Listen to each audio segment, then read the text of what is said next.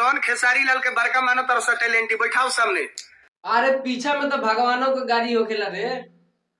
दम बता खेसारी भाई के सामने जाके बोल दे तब तोरा औकात के था चल जाई। तो तोनी के बोलला से कोनो फर्क खेसारी भाई पे पड़े वाला तो नहीं खे, ठीक बा।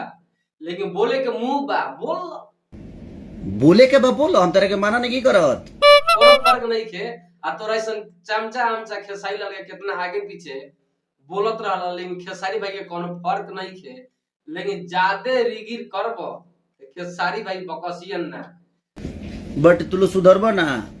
सोनिया का दम बारे खेसारी लाल के सामने बैठावे के औकात बा, खेसारी लाल के सामने बैठे के नहीं। चल दिले खेसारी लाल के बराबरी करे, मारा मेघ तबाक सही हो जाइबे। खेसारी लाल के बुराई करबे लाई बाकर खेसारी एगो कोना झाड़ दिए नु तू दिया जेबे सन रे। दुनु गोरा समझ ले। आ दुनु दुगलावा जेकरा औकात पर कूदत तारे सन उ कोई बचावे नहीं आई। मतलब कि बुलवावल मत हमरा के। हम उनसे भी बोलना चाहते हैं कि समझा दीजिए सबको जिनको आप सम्मान दे रहे हैं। समझ जा बात के। तो खेसारी के बराबरी करे लायक तोनी का नहीं खस, ठीक बा।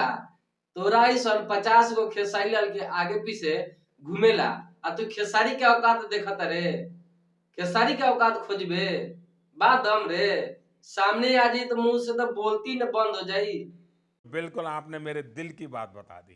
तोरा आ तू जेकरा के दम पर कूदत रे नु वो खेसारी लाल के सामने ना बोलेला तो समझ जा बेटा। ठीक है, खेसारी लाल के बारे में बोल लो तो समझ जाइए खेसारी लाल के 10-20 लाख लगावे में कमियो ना करियन। आ कहां से कहां तक ले रेलियन था भी तोहर ना लागी। माई बाप भौजाई भाई सब जना कहता अंदर लेके जाए कि फिर जीवन बिता दे तार लोग के। खेसारी लाल तोहर गाना चोरेले बारे हैं। पहले अपन औकात देख ले, हमर औकात कितना बा तो दूसरा के औकात खोजिए, ठीक बा ना। तो समझ जाइए बक्साइश नहीं खे खेसारी के तरफ से। ज्यादा बोलल तो टंगा जाइब आ कोई ना बचावे आई। तो सुधर जा, अभी तक ले टाइम बाटे, ठीक बा। तोरा बाप के गाना ना कि गा देले बरन चुरा के।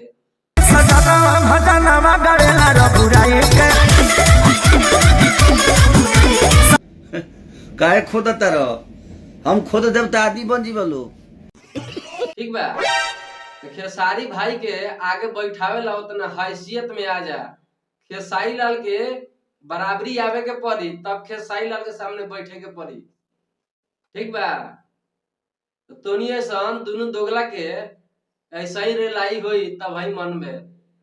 तो वीडियो कैसा लगा जरूर बताएं। इन दोनों दोगला के बारे में क्या कहना है आप जरूर बताइएगा। मिलते हैं नेक्स्ट वीडियो में। जय हिंद।